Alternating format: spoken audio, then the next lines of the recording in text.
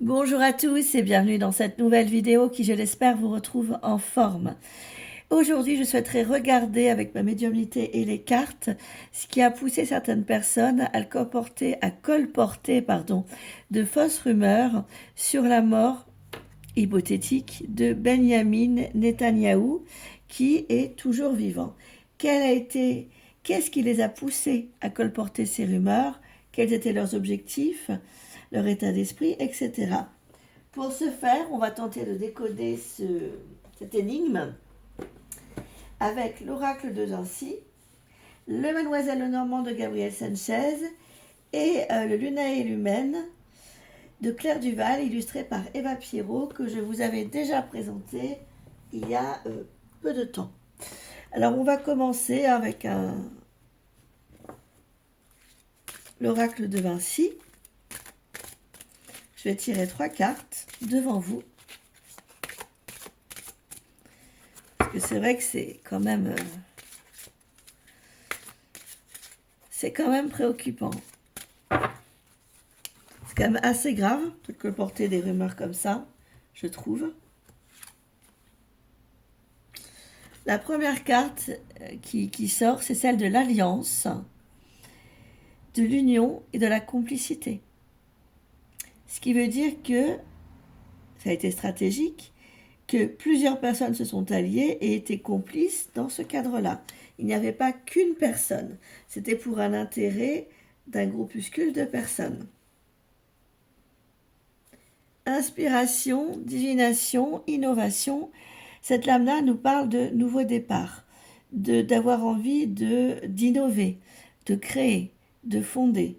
Donc il y a bien eu une alliance contre Benjamin Netanyahou pour le faire croire mort, afin de pouvoir soit prendre une partie de sa place, entre guillemets, ou de son pouvoir, essayer de le remplacer, usurper, je pense pas que ça allait jusque-là, mais en tout cas, prendre une place importante. Il était donc dans le cadre de la création de quelque chose.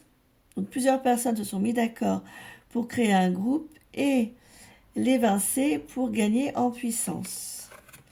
Regardons avec une troisième carte.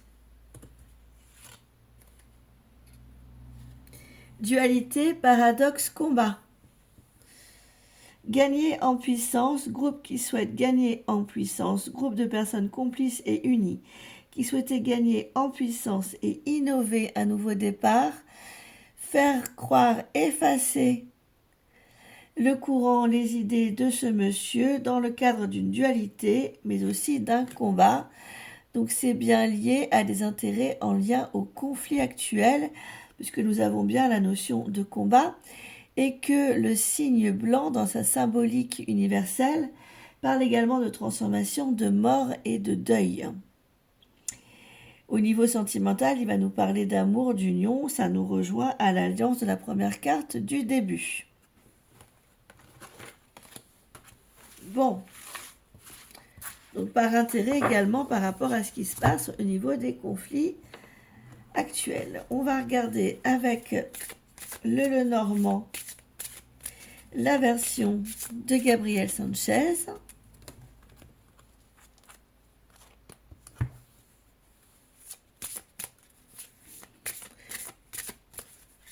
Pourquoi ces fausses rumeurs, on repose la question sur la mort de M. Benjamin Netanyahou, qui finalement est toujours bien vivant. Il s'en est d'ailleurs joué de ces rumeurs dans la presse. Ça va, il est fair-play, il a de l'humour, mais bon, quand même, c'est quand même pas normal ce qui s'est passé. Que nous dit Mademoiselle Lenormand à ce propos?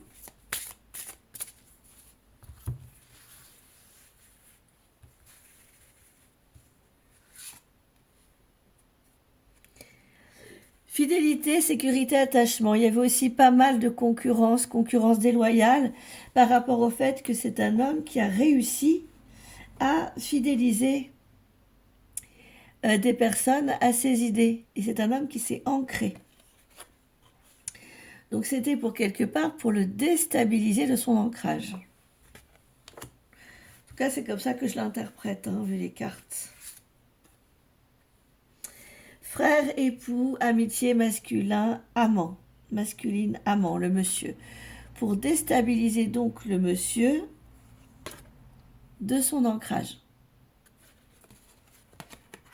Les cartes sont assez grandes, mais je les montre comme ça.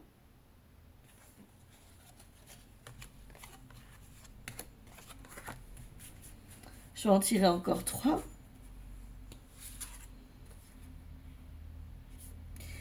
Nous avons la lame du cavalier, c'est intéressant. Elle est intéressante, la lame du cavalier, parce qu'elle nous parle de nouvelles, de lettres, d'échanges verbaux. Donc, ils ont fait croire au fait que ce monsieur était parti rejoindre les anges pour couper, déstabiliser les échanges, en se disant que si les personnes le pensaient mort, eh bien, ça lui donnait plus la parole, ni le droit de réponse, ni... les personnes, en tout cas, ne seraient plus venues vers lui pour l'interroger. C'était donc pour le couper quelque part du monde au niveau de la communication. Ancrage familial, environnement personnel, bien immobilier. C'était bien pour le couper du monde par rapport à son ancrage. Nous avons la maison. Après, la maison, attention, ça peut aussi être vu comme tout ce qui est personnel à ce Benjamin. C'est-à-dire qu'il y avait aussi, en plus de l'aspect politique, professionnel, peut-être certainement dans le lot, des personnes qui pouvaient éventuellement vouloir viser sa vie personnelle, sa vie privée. Ou c'est bien, matériel ou immatériel, immobilier ou pas.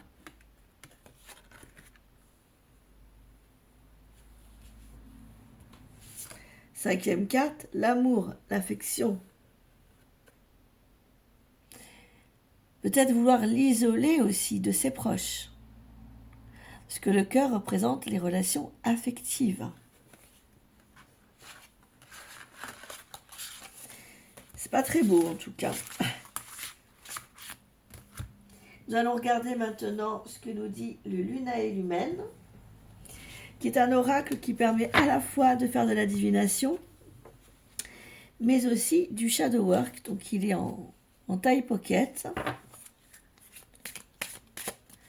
On va voir ce qui ressort par rapport aux fausses rumeurs avec le Lunae Lumen concernant la mort de Benjamin Netanyahu, qui finalement est toujours vivant.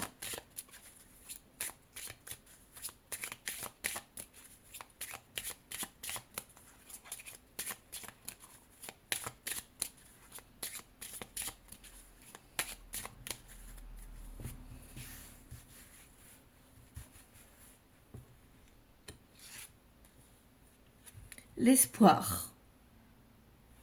Donc ils avaient un but précis quand ils ont fait ça. Ils espéraient quelque chose de particulier. Ils espéraient qu'il soit absent, que le rideau soit tiré, retombe pour pouvoir faire ce qu'ils avaient à faire. L'espoir de son absence, ok. Parce qu'ils avaient peur. La peur que ce monsieur, Benjamin Netanyahu, révèle des choses qui pourraient venir mettre à mal un groupuscule de personnes. En lien toujours aussi à ce conflit, en tout cas au départ, c'est en lien à ce conflit.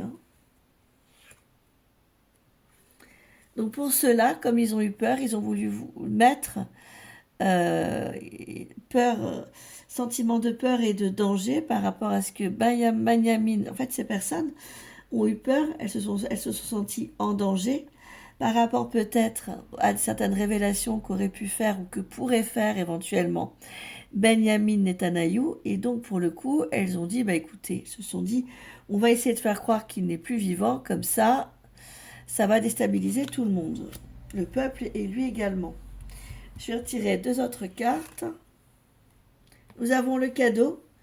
Seulement en faisant ça, c'est comme si elle faisait un cadeau, une offrande à Benjamin Netanyahu, parce que lui, il s'en est...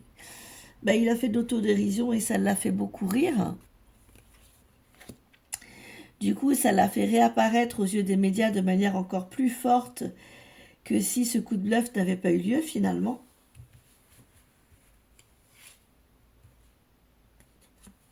Et ça a aussi montré à quel point il fallait se méfier des apparences et des qu'en dira-t-on et des rumeurs. Avec le crapaud, les apparences qui renvoient aussi au conte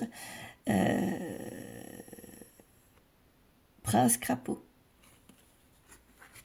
D'ailleurs, je vais retirer une carte sur le crapaud, la fragilité.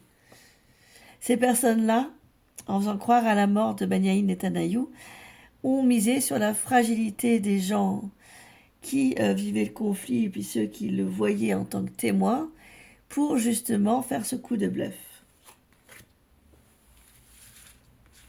Donc il y avait bien un intérêt matériel, conflictuel, ce qui veut donc dire